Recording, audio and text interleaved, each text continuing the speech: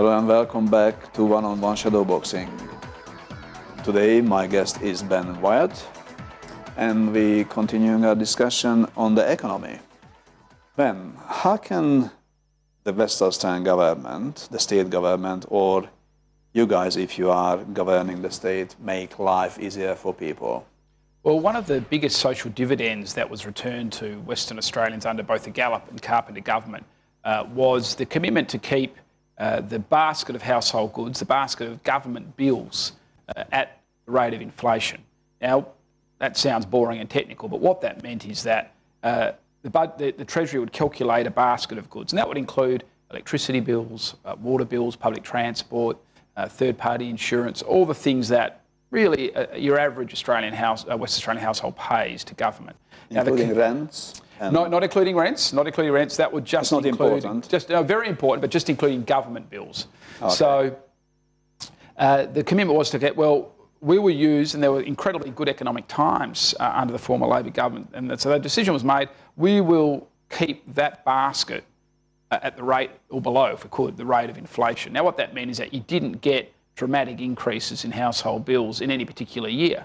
The former Labor government made the point that, look, ultimately there is still a big gap between the cost of the production of electricity and what we pay for it. And so Alan Carpenter set a 7-year plan to slowly get back to the price of electricity. Now, Colin Barnett attacked us for that at the time when he was opposition leader, but then again, didn't say anything before the 2008 election, but since then has, in our view, increased the price of electricity in particular at such an unsustainable rate for household budgets that you haven't, particularly people on fixed incomes, pensioners, haven't been able to adjust their own budgets, household budgets, to pay for that, which is why you get these situations in winter time of, it's regularly reported in the media around seniors who can't afford to have their heating going, who are making sacrifices around what they spend on food and other things so they can still pay their power bills. Now, we thought that was utterly unreasonable, particularly in a situation where we do have a very wealthy state that has had enormous growth in mining royalties under Colin Barnett. And it's worth reminding people that when Carpenter lost in 2008, the revenue from mining royalties was around $2 billion.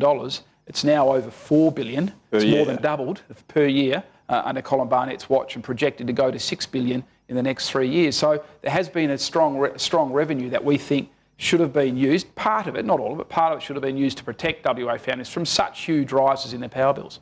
Where is the price now? So how much the cost of producing electricity compared with the price what we're paying for electricity? Well, was a discrepancy? Well, the irony is that no one can really tell us that.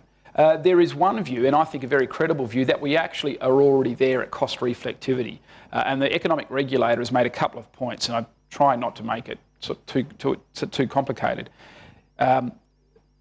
The Western Power demand what they call a rate of return on their investments. Yes. And they demand a commercial rate of return. And the economic regulator said, well, you shouldn't be getting a commercial rate of return. You're not a private company. You actually get the benefit of low debt costs from being a government body, yes, government-controlled body. You shouldn't then demand to have this big rate of return. Pay the dividends you don't need to pay those. Right, that's right. So that should come out. Also, you've had things like Mr. Barnett decided when they had the incredible blowout, hundreds of millions of dollars in the solar panel debacle, and similarly with, no doubt, with the Verve Musia debacle, he then puts that on Synergy to pay that cost. Now, what that means, he puts that on everybody who gets a Synergy bill to pay that cost. So built into our power bills are things like government stuff-ups, such as the solar panel debacle, and things like Western Power charging things that they shouldn't be charging for example, that rate of return. So the economic regulator, the independent body, is basically make the point that we're actually fairly close already to cost reflectivity, so that we shouldn't necessarily require further big increases in our power bills. But that will go up.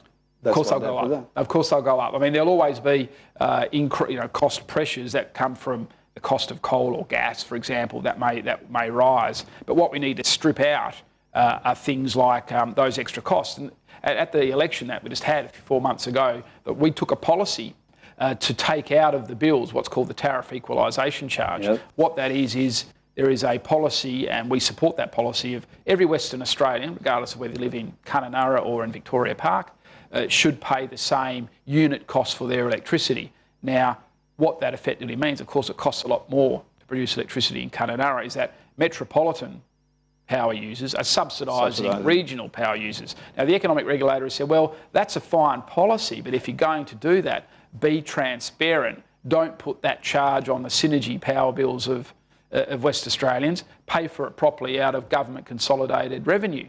And we had the election promise that we would do that. Now, what that would have meant, if we were successful at the election, is that your average power bill in Perth would have gone down by 7%. So that there are all sorts of hidden extra costs that are on everybody's synergy bill that the government doesn't tend to like to tell you about. But the people are not realising that, because if they do, then you've been elected, but it's not happened. So no, that's right. The message didn't get through. No, and we tried very hard, because it's actually very expensive to do that. But we think, and the economic regulator has said this, is that you have to be more transparent now with what is actually in your power bills. And if you're going to have a policy decision around solar, or a policy decision around tariff equalisation, pay for it properly and transparently. Don't expect Western Australian synergy users to pay for your policy decisions. How about the water rates? Well, water rates have also gone up around 50% from memory. So that's big. That's big. Big jump in 4 years, huge jump, which is why you've had a combination of water and electricity, two things that aren't really discretionary items. We all need water, we all need electricity, but there's never been any recognition from the Barnett government that if you impose on your average household in WA, and I don't mean those who are making lots of money, I mean your average household, 60% increase in power bill, 50% increase in water bill, plus similar increases in gas, all in 4 years. And you that adds up. It adds up, and there's no surprise you're getting the organisations like the Good Samaritan, St Vincent de Paul saying, we are being overrun with requests for assistance. And I don't think there's ever been any recognition from Mr Barnett that that families are suffering as a result of those decisions. How do you see the Aboriginals' position in Western Australia today? Well, today, unfortunately, it sort of varies around the state. For example, if you go to the Kimberley, the Aboriginal population is high in the Kimberley compared to the non-Aboriginal population. Yes. Aboriginal people are an important part of the governance. They're on councils, they're on the development commissions. They're a big part of decision-making apparatus not in every regional part of regional WA, but certainly the Pilbara and the Kimberley they are. What my worry is the Noongar people are not as involved in that decision-making apparatus as they should be. And here in the city? In the city, metropolitan Perth. Now, the Noongar people, the Noongar nation, let's call it that, is large, and it has survived the most intense attempts to destroy a culture than any other Aboriginal group around, if not, certainly around WA, but if not around Australia. But the Noongar people have survived, and that is something we need to celebrate, which is why I have great hopes about the offer that's been made to the Noongar people, particularly around legislation recognising that terra nullius was a lie, and the Noongar people are the traditional owners of the southwest of WA. I've also made the point that, and I tried to, because these discussions around settling native title often get bogged down in money paid, land given over, and that, inevitably. And that's where we are now, because the government, Colin Barnett, is offered a settlement on the land rights. That's right, to try the southwest. To remove it. What do you think about that? Well, I think if we can get a settlement on that, that would be a tremendous outcome, because it takes it out of the court. If this fails, we're back in the courts. And that'll take years. And so many of our Noongar elders now will not be alive when those court hearings are finished.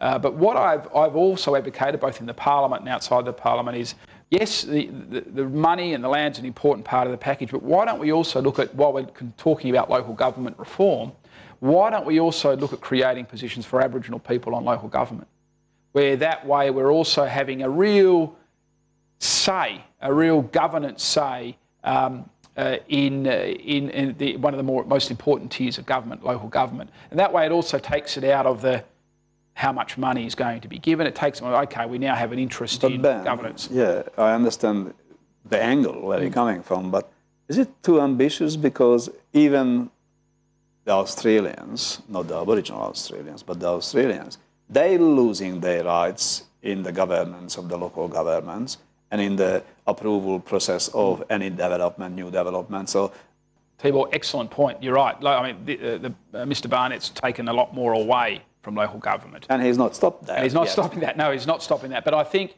inevitably what happens is state governments will go, and you look over the eastern states where this has happened, where you've had state governments come in and want to reform the local government sector. Inevitably, those state governments end up losing because people get irritated by that approach. And then over time, the state governments slowly devolve more responsibility back to the local governments. These things sort of come around a little bit between state and local. And I dare say that's what will eventually happen in WA. But I think having an actual governance, saying the governance of local government in the southwest of WA, I think would be a powerful message. But also I think will then create a much stronger sense of goodwill, particularly around the current bargaining between the government. Well, the offer's been made, it's now up to people to make their decision on that. I hope, because I see what the court processes around native title do to Aboriginal groups. It's designed to divide groups, it's designed to humiliate people. And at the end of this process, no one agrees. Exactly. Still the government do whatever the government likes. And so I've been very supportive of and I'm a Labor guy, I've been very supportive of the current Liberal government trying to settle it, and I think they have been acting in good faith in their settlement, whether you agree with the terms or not. I think they're acting in good faith, and I think there is an opportunity. Now, ultimately, I won't get a vote in that, but if a decision is made in the positive, I think that will create great opportunity for Aboriginal Noongar people going forward in WA. How do you see the Labor Party's role now in opposition when you lost seats? Not too many, but you still lost. Yep. And even the Greens lost seats, so you couldn't even work with any other parties, even if you want. That's right. So what's the future? Well, you're right, Tibor. We had a big swing against us. Thankfully, we kept it down in terms of seats lost. We lost 5 seats in the lower house, which means we've got 21 members of the lower house, still a significant number in the lower house. 59 total members. We've got 21 of those. So we're actually compared to, say, Labor in Queensland or New South Wales, we're in a strong position. So we now need to continue doing 2 things. One, holding the government to account. And what you've seen since the election has been extraordinary. You've seen Colin Barnett basically walk away from almost every election promise he made up until the election day. So what can you do against Colin if he's doing that? Well, I'm already getting in my electorate office. People are shocked at the behaviour of a premier who has got the arrogance of thinking that an election just 4 months ago, he can walk away from things he was saying during that campaign. Now, the financial position of WA has not changed fundamentally since the election. He's got no reason to walk away from his election commitments. But also we need to do, as a Labor Party, work with stakeholders over the next few years and develop a better set of policies. And that will be in all sorts of areas, whether it's Aboriginal affairs or local government, in all sorts of areas, so that at the next election, you don't want to just get elected because people are sick and tired of the current government. You also want people to think, well, the Labor Party's actually got a good set of policies. I want to endorse that. But what's happening if Colin is not stopping spending the money and creates another 20 billion in 4 years? As Shadow Treasurer, that's what worries me, Tibor. I don't want to become Treasurer of the State, and the number one priority I have is then to simply find savings or to fix what will be a financial mess left by the current Barnett government, because at the current trajectory they're on, they are... Ultimately, you can borrow for so long, but the government's no different from a house. You can borrow money, and it's good times while you're borrowing money. Eventually it gets to a point where you've got to pay it back. And that's where we're close to getting in WA. Ben, thanks for being on One-on-One Shadowboxing. Tibor, it's been a pleasure. And you, please come back next week, same time, same channel, One-on-One Shadowboxing.